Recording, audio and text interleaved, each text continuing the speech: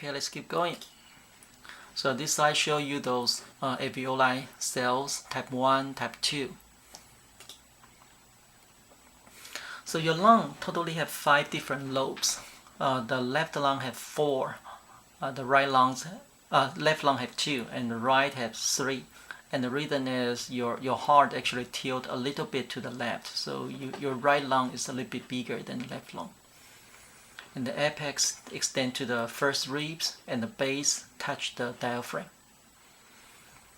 It's covered by a double membrane structure. We call them pleural cavity, and they are made of serous membrane.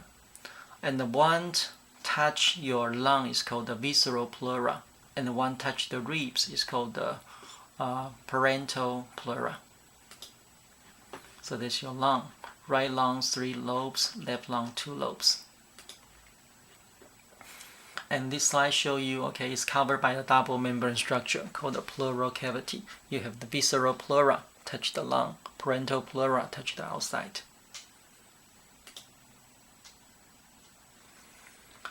And when you breathe, you bring the oxygen from the outside to your lung. It's called the pulmonary ventilation.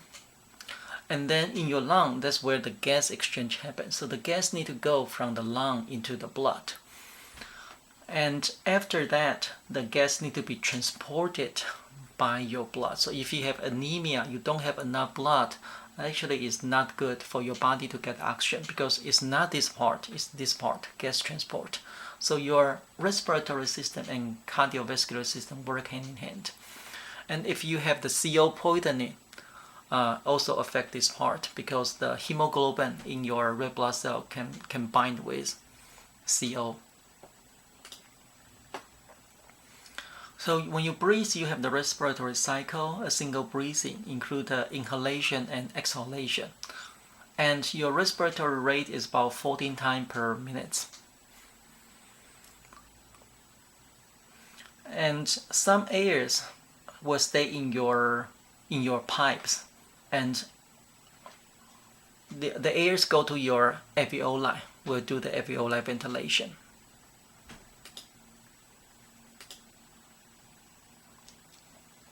And let's look at how you're able to breathe. We divide them into the quiet breathing and forced breathing. The quiet breathing is you are not exercising, you just sit there and normally breathe. And your diaphragm is the main muscle, called the quiet breathing. And also external intercostal muscle, that's the muscle between your ribs. We talk about this muscle in the muscle chapter. So muscle have layers. External intercostal, that's the one for quiet breathing. When you start to exercise, you need more air flow in, flow out of your lung. So use the accessory muscle like internal intercostal, and also the rectus abdominis, your 6 packs, help the forced breathing. And the way you are able to breathe is really like the syringe you play when you were kids. So you move the plunge down. This is like the diaphragm. So when you inhale, you move the diaphragm down. And when we move the diaphragm down, the volume increase. It causes a pressure decrease. And this negative pressure helps the air to flow in. And reverse, okay, when you exhale, you move the diaphragm up, move the air out. And that's how you breathe. So you mainly use the diaphragm, increase, decrease the thoracic cage volume, and make the air flow in and flow out. So this shows you the muscle you use for breathing, and mainly the diaphragm. That's the diaphragm. And also external intercostal muscle. These two you do the quiet breathing. So when you increase the thoracic cage volume, when you contract those two muscles, and the air gonna flow in. And when you relax them, the air flow out.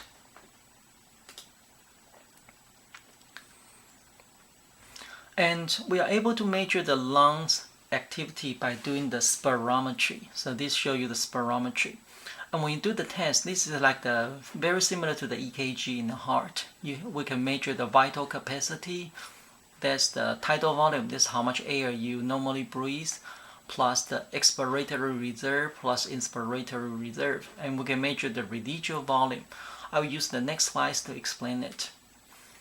So that's how you do the spirometry. You normally breathe breathing in, breathing out. And the doctor will ask you, try to squeeze all the air out. Okay, you squeeze all the air out and normally breathe and inhale as much as you can and squeeze all the air out and go back to normal. So that's spirometry. And after they have the data, they measure this one called the tidal volume. This is the air you normally breathe, quiet breeze, and the air flow in, flow out. You found it's about 500 ml. So that's when you sit there, you normally breathe. You breathe about 500 ml. But you can squeeze out twice more air out, expiratory reserve volume. And you can inhale 6 times more air in. When you're fighting the bear, you can inhale 6 times more air in. And the tidal volume, expiratory reserve, inspiratory reserve, together we call the vital capacity. And that's the air you can freely move in, move out of your system.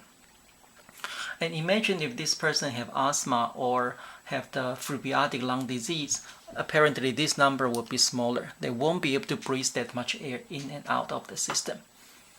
And residual volume is how much air stays in your lung in a normal situation. If you have pneumothorax, your lung shrink, you can expect this volume to decrease. So this is very similar to EKG in the heart. And spirometry tell you the lungs function. And when you bring the air from the outside to your lung, we call it external respiration. And you also need to have the internal respiration. So this part is your blood carry the oxygen to your tissue. And you actually need those oxygen go to your tissue. So it depends on your blood. And that's why your cardiovascular system and your respiratory system work hand in hand. Your respiratory system brings the oxygen from the outside to the lung, external respiration. And your cardiovascular system needs to send the oxygen to your tissue and do the internal respiration. Eventually your cells got the oxygen, produce ATP. That's what makes them happy. So gas transport part, this part require blood, your cardiovascular system. So if you don't have enough blood, actually you compromise this system. And in your red blood cell, each red blood cell has millions of hemoglobin. That's the protein carry oxygen. So the oxygen is mainly carried by hemoglobin. And when they go to the tissue, and the oxygen will release to your tissue. And how much the hemoglobin bind with oxygen depends on the partial pressure of oxygen. In your lung, the partial pressure of oxygen is pretty high, so you found it's almost 100% saturation. So all the hemoglobin that bind with oxygen. When they go to the tissue, tissue is oxygen poor environment. They don't have too much oxygen. So that's here.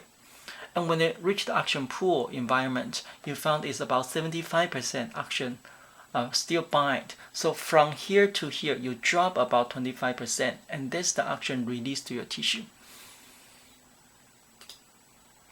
So when a red blood cell hemoglobin go to your lung, they bind with 4. So each hemoglobin has 4 binding sites. They will bind with oxygen, and they will carry those oxygen to your tissue. When they go to the tissue, you found it drop about 25%. So one of these 4 oxygen released to your tissue.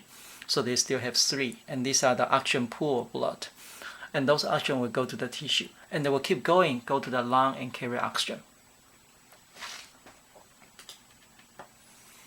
And CO poisoning is you take the binding site with carbon monoxide. So you have less binding site for oxygen, and your body suffocates to death. And let's look at CO2. CO2 in your body is mainly transported by carbonic acid, H2CO3. And that's because CO2 can dissolve in water. And when CO2 plus water become H2CO3, that's carbonic acid. And because of carbonic acid, it's a weak acid, it also helps your body to balance pH. So your blood is a buffer.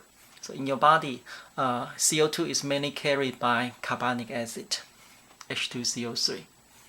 And this can dissociate, release H+, or take H+, so it can work as a buffer. So your blood is a buffer. We talk about this in Unit 1. So the CO2 will still carried by your hemoglobin and is in the carbonic acid form.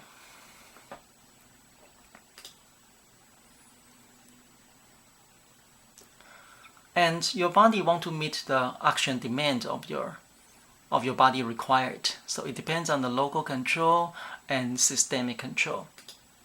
So the local control happens in the bronchial and alveoli, because you have millions of alveoli. So every time you breathe, you want more oxygen in, more CO2 out. So the bronchial actually will dilate when the CO2 level is high, so it helps the CO2 to get out. And those arterial, those blood vessels to send the blood there, they will actually constrict when the oxygen level is low. So it decreases the blood go to the alveoli with low oxygen, and more blood will go to the alveoli with high oxygen. So that's the local control. And systemic control depends on your brainstem. So brainstem is the area modulate your breathing. Let's use next slide to explain it. The control center, you have the pons and medulla oblongata. So the pons is the one receive higher input, like from your emotion. When you're nervous, your breathing rate increase. So your limbic system, your cerebral cortex, so that's the one you can voluntarily control your breathing. It will go to the pons. And your medulla oblongata, that's the areas you have the dorsal and ventral control center. They control your quiet breathing. And because they control it, so when you go to sleep, and they will take over. So you're still able to breathe when you go to sleep. Okay, that's it.